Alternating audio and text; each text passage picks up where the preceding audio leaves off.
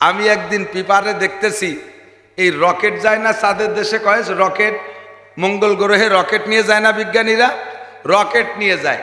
তো রকেটের গতি কেমন আর ওর মঙ্গল গ্রহে যাইতে কতদিন লাগে। তো পত্রিকায় লেখছে, তাই দেখলাম আর কি। লিখছে দুনিয়ার থেকে, এই জমিনের থেকে রকেট ফ্লাইট করার পরে মঙ্গল গ্রহে পৌঁছাইতে রকেটের লাগে 6 মাস। কতদিন? 6 মাস। রকেট অনেক বড় যানবাহন না, ছোট্ট যানবাহন, ওর টাঙ্কি অনেক বড় না।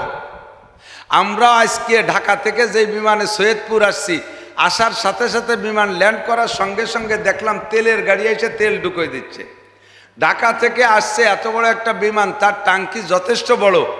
হয়তোবা চট্টগ্রাম থেকে আসছিল, তেল ভরে গেছে, আবার এই পর্যন্ত আসছি তেল নেওয়া লাগতেছে। আন্তর্জাতিক বিমান যেটা বাংলাদেশ থেকে সৌদি আরব যায়, আমেরিকা যায়, একবার এক টাঙ্কি তেল নিয়ে আমেরিকা যাইতে পারে না, মাঝে ট্রানজিট করে ল্যান্ড করে তেল নেওয়া লাগে।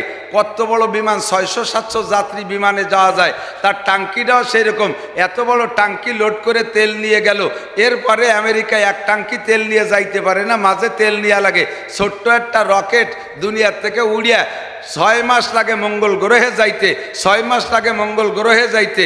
6 মাস পর্যন্ত উড়তে যেই তেল লাগে রকেটের টাঙ্কিতে, সেই পরিমাণ তেল নেওয়া আদৌ সম্ভব? কি বলেন, সম্ভব? সম্ভব না। তো পত্রিকায় লেখছে যে 6 মাস লাগে মঙ্গল গ্রহে যাইতে রকেটের।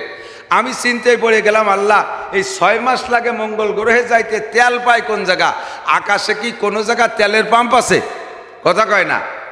আকাশে কোনো জায়গা তেলের পাম্প আছে? কোনো জায়গা দাঁড়ানো খাড়ানোর জায়গা আছে?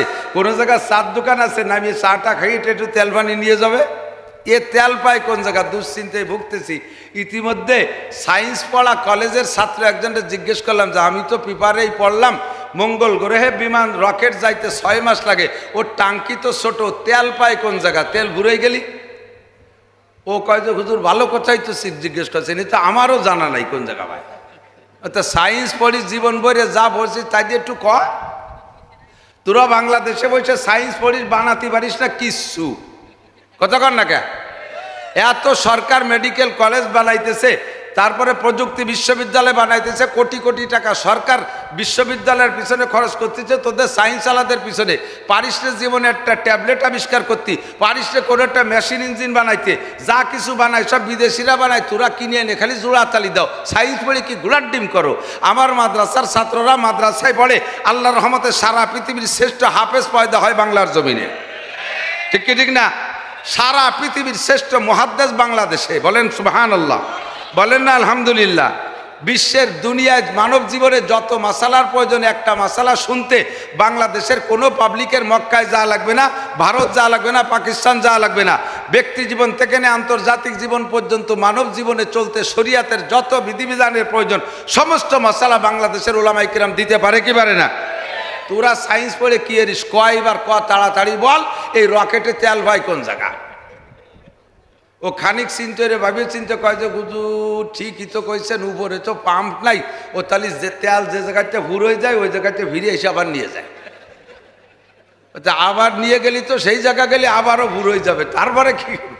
তা তো জীবনে মঙ্গল গ্রহে যেতে পারবে না। ফাঁকা আকাশ যে ঘুরিয়ে এসে তোকে বিলাং গল্প মারে যে মঙ্গল গ্রহে গেছিলাম, আসলে যাইনি। তাহলে তাই না হুজুর গেছে, তাই কয়বার তেল পাই কোন জায়গা?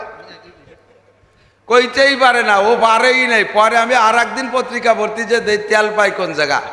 ওই যেই বিমান এয়ারপোর্ট থেকে ফ্লাইট করে, ও জায়গা থেকে যাওয়ার পরে বিজ্ঞানীরা জমিনে কম্পিউটার নিয়ে বসে থাকে। ওই বিমান রকেটটা আকাশে উড়ার পরে যান্ত্রিক কোনো সমস্যা হলে এই কম্পিউটারের ভিতরে সিগন্যাল দেয়। কোন অংশে সমস্যা হয়েছে সেটাই কম্পিউটার ভিতরে ওঠে। এই জমিনের ভিতরে কম্পিউটারের ভিতরে ইন্দ্রা মিকারি করে সারিয়ে দেয়, আকাশে উড়ন্ত রকেটটা তার যান্ত্রিক সমস্যাগুলো সমাধান হয়ে যায়। ও জায়গা টাঙ্কিতে তেল ভরে গেলে জমিনের ভিতরে এই কম্পিউটারের ভিতরে সিগন্যাল দেয়। এবার সিগন্যাল তো দিল, তেল পাঠাবে কিভাবে? জমিনের উপরে এখানে টাঙ্কি আছে, এই টাঙ্কির ভিতরে তেল থাকে। কম্পিউটারে বাটনের চাপ দিলে ওই রকেট মহাকাশের যে জায়গায় থাকুক ফাঁকা জায়গা, সেই জায়গা তার টাঙ্কির মধ্যে তেল ঢুকে যায়। তুমি মানুষ একটুকারটা মাথা, বিলের মাথার মতো মাথা, তোমার মাথার মধ্যে 100 গ্রাম গিলু, তাই দিয়ে যদি তুমি এমন আবিষ্কার করতে পারো যে জমিনের টাঙ্কির ফুটোর মধ্যে তেল দিলে তোমার আকাশের রকেটের টাঙ্কির মধ্যে তেল ঢুকে যায়, তা আমার আল্লাহর কুদরতের চাইতে কোটি কোটি গুণ বেশি আমি জমিনে বসে সুবহানাল্লাহ পড়লে জান্নাতের মধ্যে